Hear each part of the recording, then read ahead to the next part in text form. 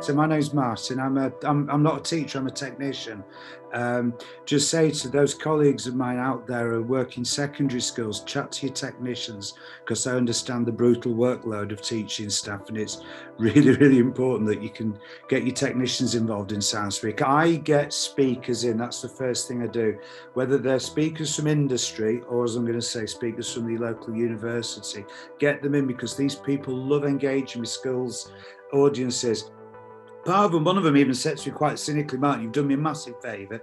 Croda Chemicals says, you've just ticked my box for this year's community engagement role. And I went, well, mate, and you just spoke to my A-level chemistry group. So it's like, yeah, it's a two-way street, is Science Week. You get the professionals in to engage with your children, and also it brings a real buzz to your environment. So last year, despite lockdown, we did a little one.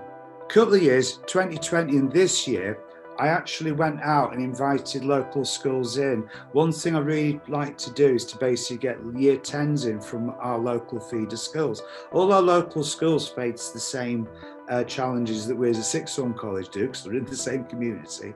And what I try and do basically is to expose them to scientists from industries, scientists from local employers, but also people like this lady, Dr. Barbara Gwynn, who's a reader in biomedical sciences. She's from the University of Hull. We're lucky in the fact that we've got a top-class university on our doorstep, which I'm hugely grateful to. And I tend to find that the academics there, if you contact them, they basically pounce on the chance of coming into a school, because sixth form college, because they want to recruit our students. So for them, it's a big buzz. And again, it ticks their boxes for like sort of community engagement.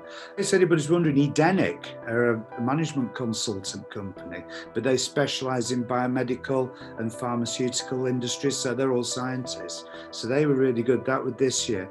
And again, we did workshops themed on growth with the local schools. We have some PGCE students helping the teachers.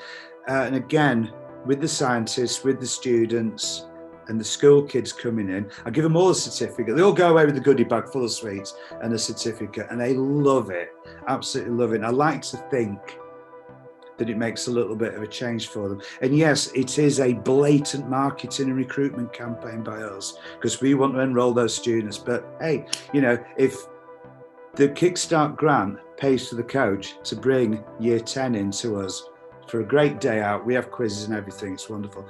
We got really ambitious in 2020. This is just for COVID, because we had an open evening literally right at the start of Science Week. So I just said to the principal, look, let's get the community in. So the £700 was paying for dry ice, all sorts of stuff that we brought in. I did basically presentations with the teaching staff on science in an area of the college.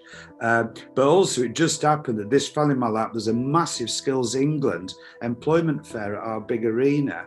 So I ended up on a podium with a captive audience of kids from other schools who weren't even coming to Wilberforce. So the reach that we had was actually quite impressive, and I was actually borne out on that one. But then COVID hit, which was a bit of a shame. This year we went back to just a normal model, but it's about getting it out there. The local community was important. One last thing I will say is, if you apply for one of these grants and you actually get it, the feeling you get is tangible. And it spurred me on to apply for other things and to think bigger and bigger and bigger, and to try and, just do more and more stuff with other organisations.